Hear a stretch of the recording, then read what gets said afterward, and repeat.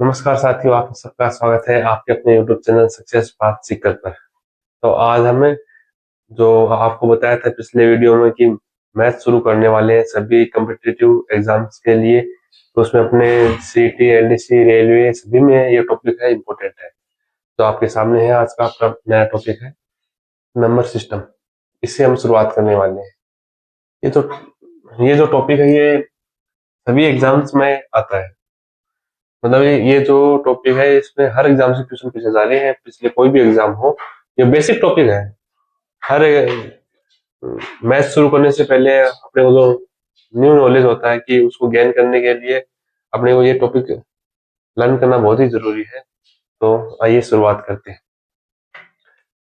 Number system. Number system संख्या पद्धति। Math यार, मैथ में तो संख्या ही संख्या है, संख्या से स्टार्ट होता है सब कुछ। तो नंबर सिस्टम को दो पार्टों में डिवाइड किया गया है, वास्तविक संख्या और काल्पनिक संख्या। Real number, imaginary number. वास्तविक संख्याएं होती है जो, जैसे मान लो ये 0 से 1, -3, 4, √47, 45, √25, जैसे कोई भी संख्या हो जिसकी अपने वैल्यू फाइंड आउट होती है, मतलब अपने को वैल्यू मिलती है उसकी रियल में, तो उसको वास्तविक संख्या कहते हैं। मतलब कि इनकी वैल्यू अपन डिफाइन कर सकते हैं, इनका एग्जिस्टेंस है अपने पास, अस्तित्व है, मतलब तो ये होगी वास्तविक संख्या।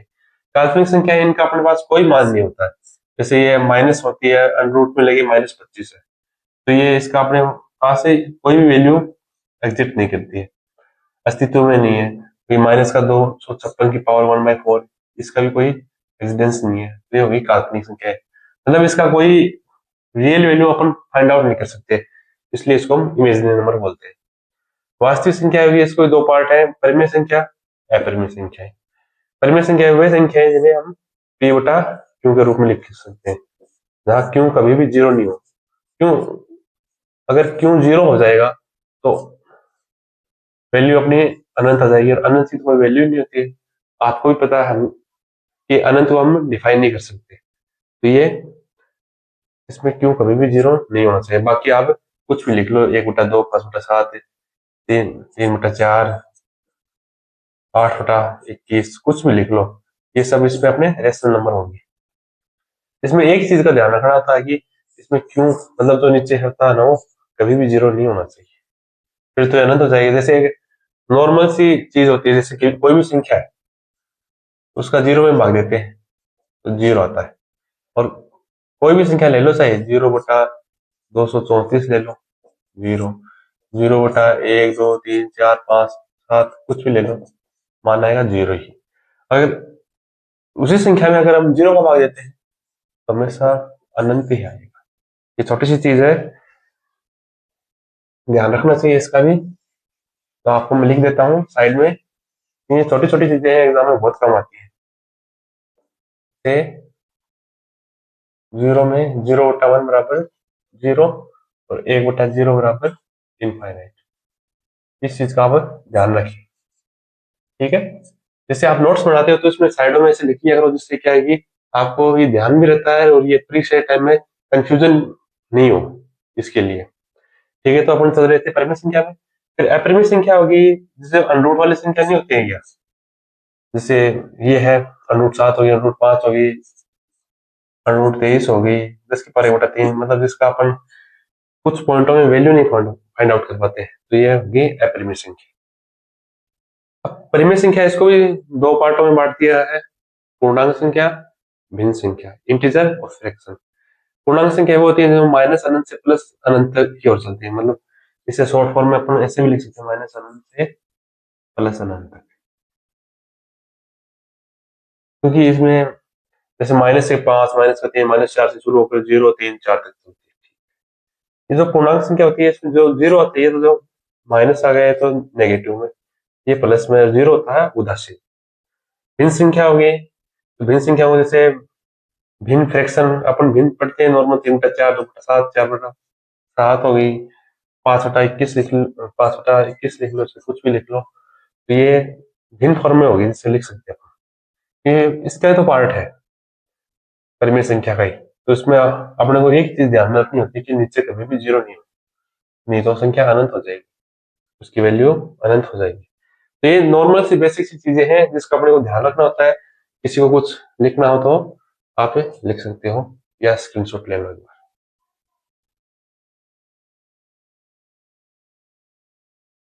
हाँ, तो हम पूर्णांक संख्या को अपने दो पार्टों में डिवाइड करते हैं, ऋणात्मक पूर्णांक संख्या, पूर्ण संख्या। ऋणात्मक पूर्णांक संख्या भी होती है जो माइनस अनंत से शुरू होकर और जीरो से फैलेगी। जो माइनस की संख्या नहीं होती, माइनस का जैसे 7, 5 से माइनस का 343 से, माइनस की जो संख्या होती है माइनस लगी हुई, वो सब ऋणात्मक पूर्णांक संख्याएं होती है। पूर्ण संख्या होती है जो जीरो से स्टार्ट होती है, और वे संख्याएं जो जीरो से स्टार्ट होकर अनंत तक जाती है, 0, 1, 2, 3 अनंत, उनको बोलते हैं अपन पूर्ण संख्याएं।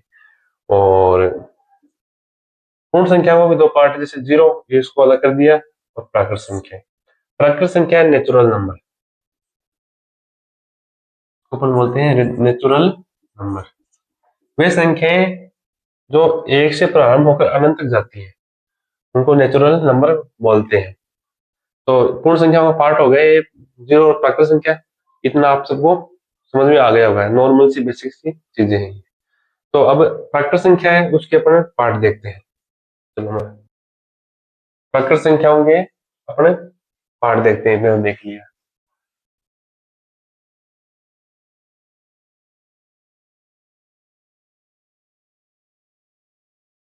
प्राकृत संख्या होती है उनको वे संख्याएं जो एक से प्रारंभ होकर अनंत तक जाती हैं। ये तो इतना तो अपन ने समझ लिया था। तो प्राकृत संख्या है, इनको डिवाइड, प्राकृत संख्या नेचुरल नंबर,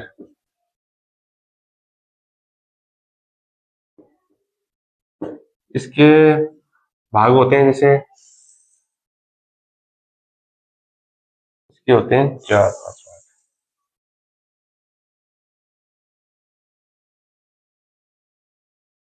इसके होते हैं भाज्य संख्या,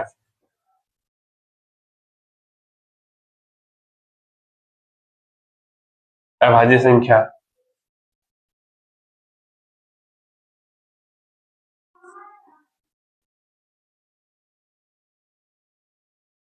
सम संख्याएं,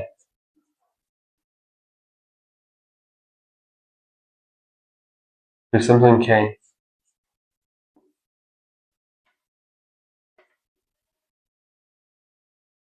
और ये होते हैं संपूर्ण संख्याएं, लास्ट पार्ट। तो प्राकृत संख्या के हमने कितने पार्ट हो गए? भाज्य संख्या, अभाज्य संख्या, सम संख्या, विषम संख्या और संपूर्ण संख्या, 5। भाज्य संख्याएं वे संख्याएं जिनमें स्वयं के अलावा अन्य संख्याओं का भी भाग जाता हो, भाज्य संख्याएं कहलाती हैं। जैसे एग्जांपल ले लो 4, इसमें स्वयं के अलावा एक का भी जाता है, 4 का खुद का भी जाता है, 2 का भी जाता है। 6 ले लो, 1 का भी जाता है, 6 का भी जाता है, और 3 का भी जाता है। अगर स्वयं के अलावा अन्य संख्याओं का भाग जाता हो, वो कहलाती है भाज्य संख्या। अभाज्य संख्या जिसमें वे संख्याएं जिनमें स्वयं के अलावा किसी और संख्याओं का भाग नहीं जाता हो, जैसे 2 हो गई, सबसे छोटी अभाज्य संख्या होती है। तो 2 में 1 का, 2 का और किसी का भाग नहीं जाता। 3 ले लो, 1 का, 3 का, किसी का और किसी का भाग नहीं जाता है। 5 ले लो, 1 का, 5 का स्वयं का और किसी का भाग नहीं जाता हो। और सम संख्या वे संख्या जिनमें जो 2 से विभाजित होती है, जिसमें 2 का भाग पूरा पूरा जाता हो, 2 का भाग पूरा पूरा जाता हो, वे संख्या सम संख्या जब होती है,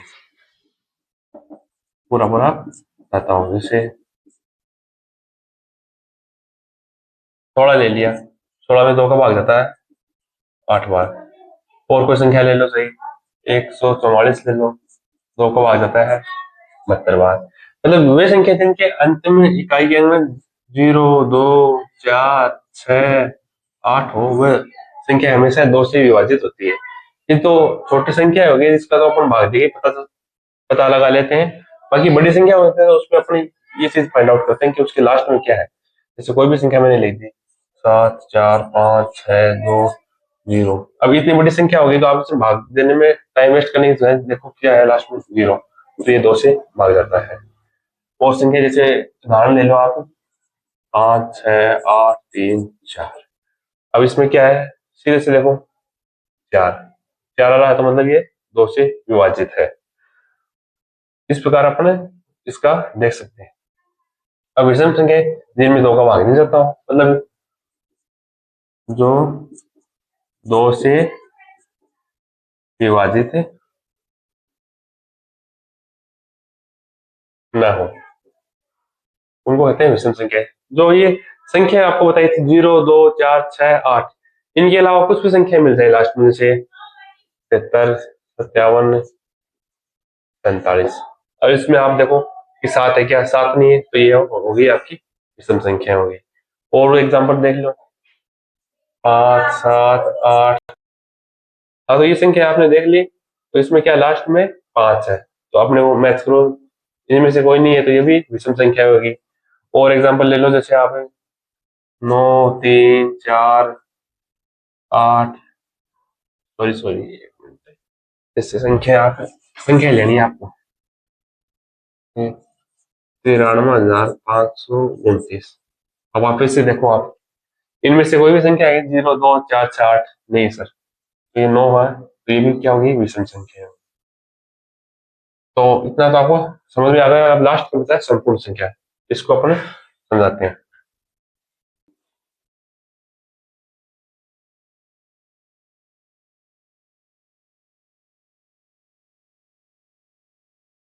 हाँ, तो हमने लास्ट में संख्या बताई थी प्राकृत संख्या, प्राकृत संख्या का पार्ट था संपूर्ण संख्या, परफेक्ट नंबर।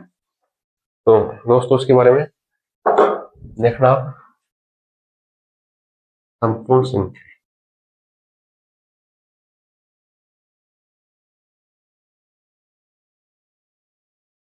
Perfect number. अगर आप सबको वीडियो पसंद आ रहा हो, समझ में आ रहा हो, तो प्लीज चैनल को लाइक करें आप, और कमेंट करें कोई भी आपकी क्वेरी हो तो। संपूर्ण संख्या आपको मैं बता रहा था, जैसे वे संख्याएं, वे प्राकृत संख्याएं जिनके हम गुणनखंड करें, गुणनखंड करने के बाद में उन संख्याओं, जो गुणनखंड आते हैं उनका योग उस प्राकृत संख्या से डबल हो, तो वे संख्या परफेक्ट संख्या कहलाती है। तो उसका आपको वैसे समझ में नहीं आया होगा, पर आपको मैं एग्जाम्पल से समझाता हूँ। जैसे संपूर्ण संख्या आपने ले ली 6, इसके गुणनखंड कितने होंगे कि 1, 6 में किसका किसका भाग जाता है, 2, 3 और 6 का स्वयं का। तो इनका योग करो आप, 6, 3, 9, 2, 11, 1, 12। तो 6 से 2 गुणी नहीं होगी क्या ये, तो ये इसकी परफेक्ट संख्या का ये एग्जाम्पल है। दूसरी संख्या ले लो आप, इसे 28, इसका 1, 2, 4 और ये 7, 14 और खुद 28। इसका आप अपने योग करते हैं, देखो योग करो आप,